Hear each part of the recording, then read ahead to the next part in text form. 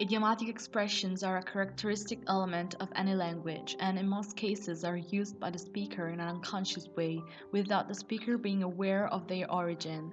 Tracing the exact moment of formation of these expressions is not easy. The difficulty is due to the fact that the Italian idiom in this case has ancient origins and over time has undergone changes and evolutions. The language changes and so do its elements. Moreover, the idiomatic expressions have always been handed down orally and no one has ever felt the need to collect them in a written form.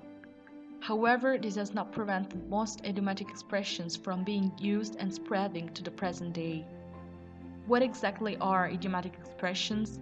Idiomatic expressions are part of the set of forms of figurative language and are lexical units composed of a fixed, not interchangeable form whose meaning is unconventional, which means that it cannot be inferred from the meaning of the words that go to form them.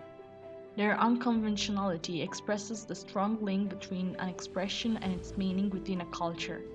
Sayings are used in everyday language and in journalistic, humorous, and political language, and have the task of describing an event or activity in the form of analogy or metaphor, simplifying the concepts and thoughts of the speaker, who will use them to give vivacity, expressiveness, and immediacy to the language.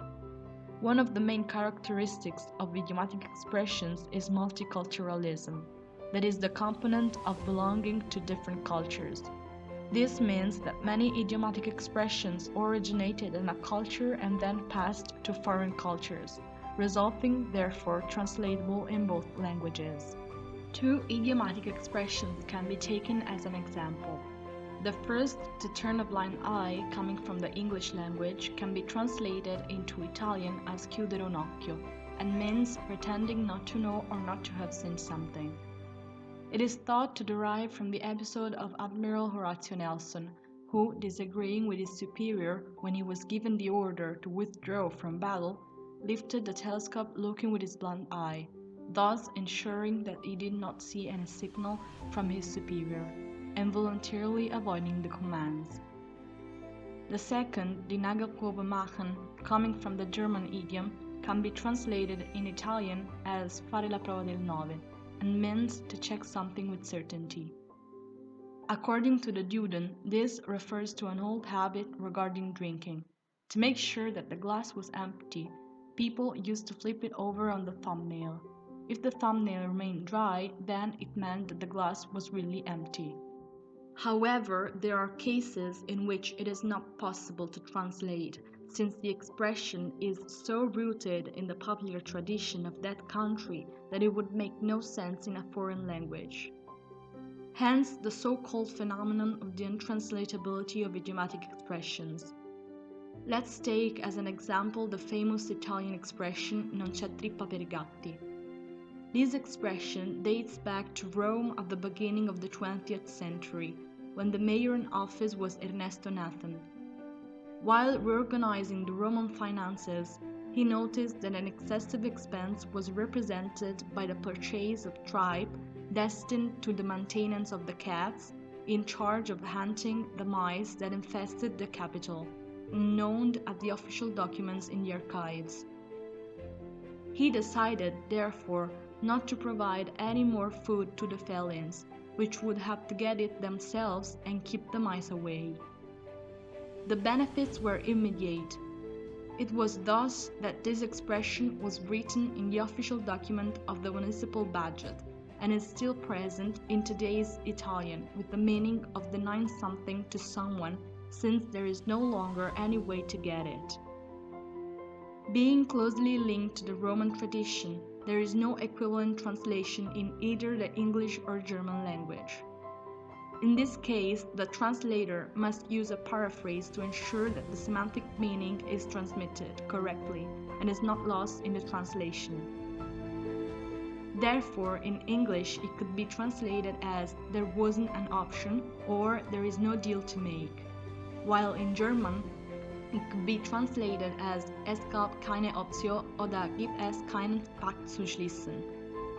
This is not at all an easy task for the translator, who must be very careful and must show great skill in being able to give the exact idiomatic meaning. The figure of the translator has evolved over time.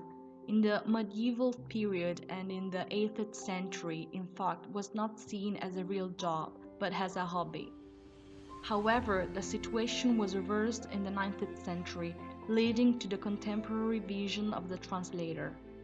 Today, he is a fully qualified professional figure, a mediator who has the difficult task of bringing together two languages. The translator is not a mere tool for literal translation, but we must imagine him as a bridge that connects two realities and that performs the delicate task of bringing together cultures geographically distant from each other. The translator also takes on the role of an equilibrist, who is constantly on the lookout for the right way to preserve in the target language what the foreign author intends to transmit in his own language. Concepts, thoughts, observations, and ideas must remain intact and cannot be changed. This requires a high level of cultural knowledge to help him overcome cultural obstacles and barriers, such as idiomatic expressions. Culture means a set of attitudes, beliefs, opinions, values that contribute to shaping behavior. According to this definition, some aspects of culture, such as behavior, are visible, while others, such as values, are not. In every human being, however, there is an inherent need to render the concepts he wants to express through metaphors and analogies that can establish both an emotional and a logic trace with his speaker. Idiomatic expressions constitute an important element in the personal culture of the individual. Thanks to their multicultural character, they have the ability to connect several civilizations and are proof of the inextricable interconnection between all the peoples of the world.